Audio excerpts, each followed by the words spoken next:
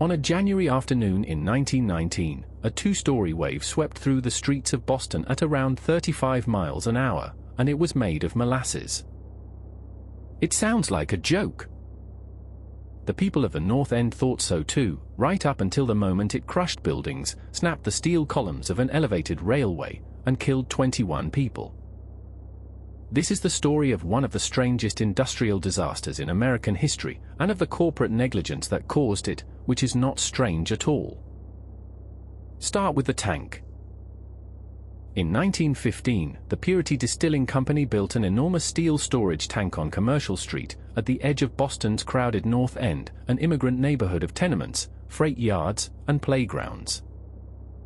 The tank stood roughly 50 feet tall and 90 feet across, and it could hold over 2 million gallons of molasses. Molasses was not for pancakes. Fermented and distilled, it became industrial alcohol, a key ingredient in munitions.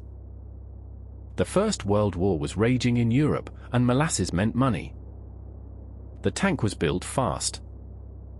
Witnesses later testified it was never properly tested, never once filled with water to check for leaks before being loaded with molasses. And it leaked from the very beginning. Residents described the walls weeping brown syrup at the seams. Children of the North End came with cans and sticks to scrape it off. Workers reportedly heard the steel groan and rumble when the tank was full. One employee raised concerns about the flakes of steel he found on the ground.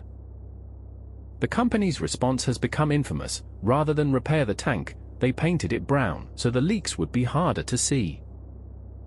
Now come to January 15, 1919.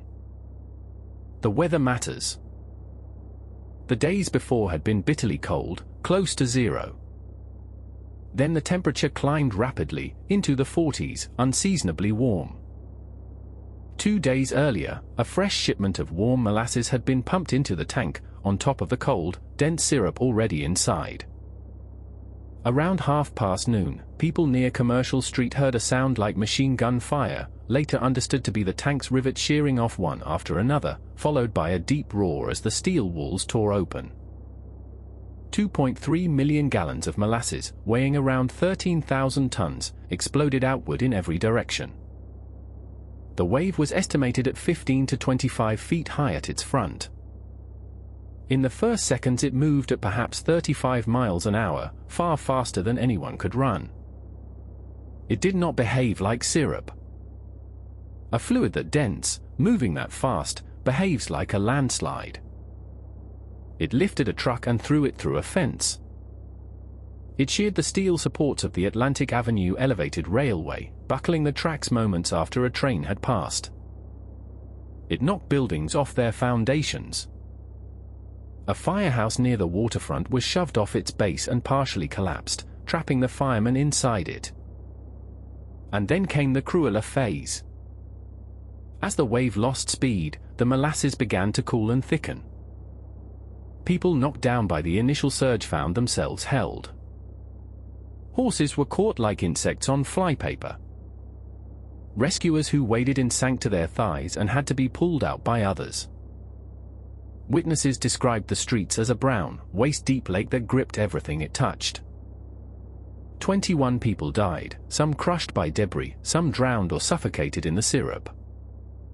Around 150 more were injured. The victims were laborious, city workers, children. The youngest were 10-year-old boys gathering firewood near the freight yards. The cleanup took weeks. Crews used salt water from fireboats to cut the molasses, and sand to absorb it. Rescue workers, gawkers, and streetcars tracked it across the city until, people said, everything a Bostonian touched that winter was sticky. And for decades afterward, North End residents swore that on hot summer days, the neighborhood still smelled faintly of molasses. Here is where the story turns from freak accident to something more familiar. The company, by then part of United States Industrial Alcohol, immediately blamed anarchists. A bomb, they insisted. Italian anarchists had been active in Boston, and the company leaned on that fear hard, because the alternative was admitting the tank itself was the bomb. The lawsuits that followed became one of the largest civil actions Massachusetts had ever seen, years of hearings and testimony from hundreds of witnesses. The court-appointed auditor's conclusion was unambiguous: there was no bomb. The tank had been under-engineered from the day it was built, its steel too thin, its rivets inadequate, its construction unsupervised by any qualified engineer, its warnings painted over. The company was found responsible and paid out settlements reported at over $600,000, millions in today's money. And that verdict changed the country. The Great Molasses Flood became a landmark in the history of corporate accountability. In its aftermath, Boston and then cities across America began requiring that major construction be signed off by licensed engineers, with plans filed and inspected.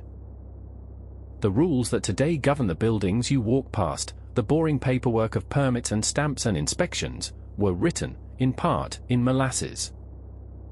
A century later, engineers and physicists still study the flood, modeling how a cold, dense fluid could move that fast and stop that hard. The science is settled enough. What lingers is the other question, the one that never quite goes away. The company heard the tank groaning. The neighbors saw it leaking. A worker put shards of its steel on his manager's desk. Everyone knew, and the answer was a coat of brown paint. How many painted-over warnings are standing in your city right now, waiting for a warm day in January?